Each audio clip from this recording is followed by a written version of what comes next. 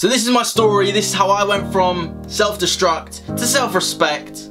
From anxious, depressed, shy, to confident, happy and fulfilled.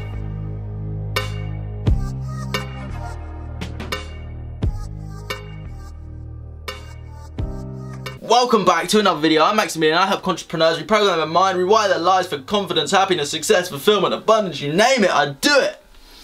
And in today's video, I'm going to be explaining my story of how I went from self-destruct, complete pain, complete anxiety, crippling, and when I say crippling anxiety, I mean crippling anxiety. Like, I'd be sitting there, I'd be looking over my shoulder thinking something bad was going to happen.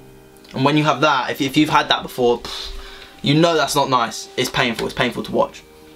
So I want to explain how I got out of that, how I got out of these places, and the little things that I did, because there were a few things that I did and I still do today that allow me to improve on my confidence, because again, confidence is a muscle. I say this in loads of videos, confidence is just a muscle. If you want to get bigger biceps, you need to work out your biceps.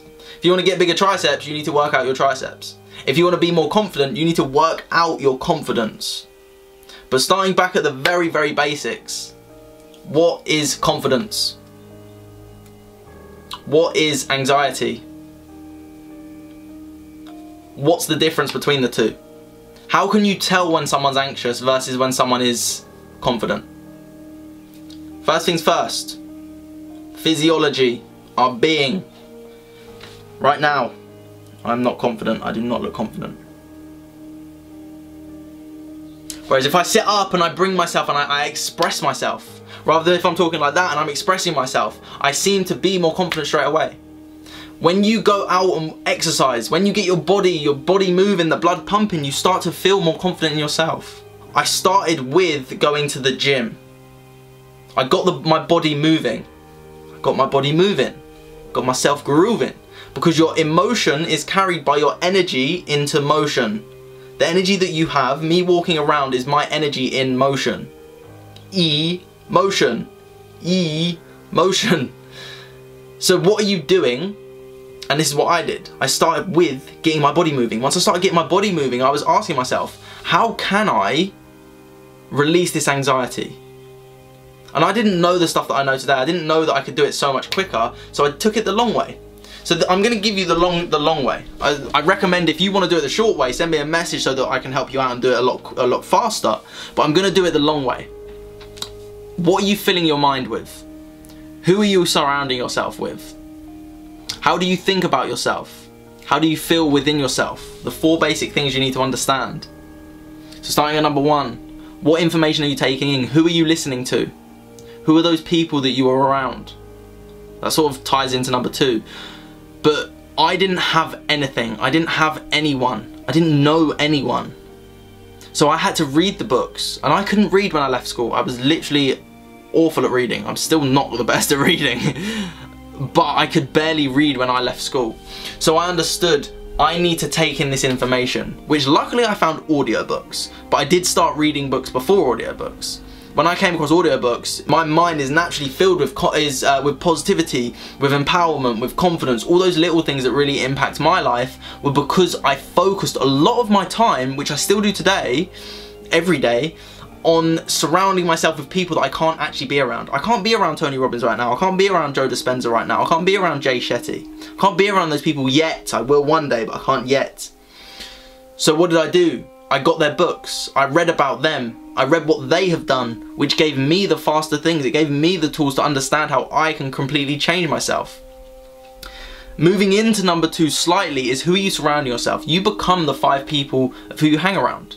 Now, I lost all of my friends. Doesn't mean I think I'm better than them, because I'm not. I am equal to them. I'm just the same as them. I just felt like I was on a different path to them, which said I had to go away if I want to get to these goals that I want to achieve. That doesn't mean that I'm gonna not see them ever in my life. I haven't seen them for years, but that doesn't mean that I'm not gonna see them. That just means right now I needed to do what was best for me. In order to be selfless, eventually you need to be selfish. I need positivity in my life. When I was down, when I had nothing, when I was anxious, I needed positivity. I didn't need people telling me that my dreams were unreachable. That it wasn't possible for me to get there. I needed that positivity for me to be able to get there. So I started listening or surrounding myself with people, or trying to at least surround myself with people in the business world. Again, I've still got a very, very select few people that I actually know that helps me, because I understand I'm willing to sacrifice, and this is something that I recommend to you. Someone told me, be willing to sacrifice a few of your years and live like others won't, so the rest of your life you can live like others can't. Because they won't be able to live like that. They just can't. They don't have the ability to do that. They don't have the freedom to do that because they haven't put the work in now. And you have the ability to do that now. So how is it you actually think about yourself? And not just when you're with people, when you're on your own. Because when you're on your own, when you're away from distractions, when you're not on your phone, when you're completely just in your own thoughts, what do you think about yourself? I truly, now, I can truly think about myself and think I'm amazing. Not that I'm better than anyone, because I'm not better than anyone. I think I'm great in who I am. I'm the best version of me today. It's gonna get better. I know it's gonna get better because I'm doing the right things. But how do you think about yourself? When I was, how old? 18? 17, 18? Yeah, when I was 17, 18. If I was left on my own in my own thoughts, probably wouldn't want to know that. I generally thought to myself once, who would actually, well, quite a few times, who would actually care if I died? Like, who would actually give, who would care? I remember I said that to a friend, and when I said it, he was like, whoa, that's dark. I was like, is it? I didn't know. I was like, oh, I should probably sort that out.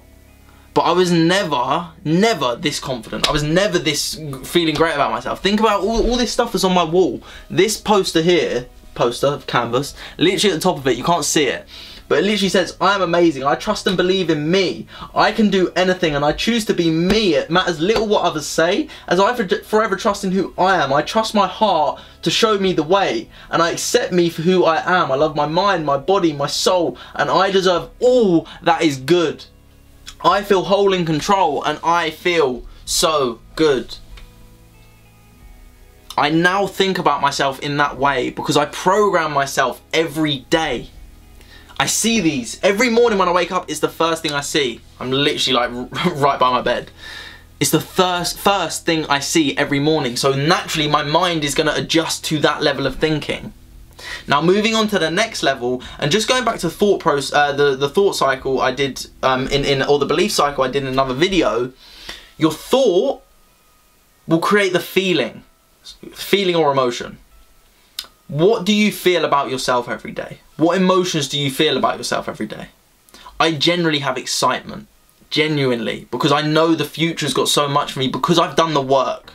Don't get me wrong, years ago I did not have excitement in me. I just had fear, depression, that's it. Let me just take some drugs to forget about me. I don't want to be sober max. I don't like sober max. I want to be away from it.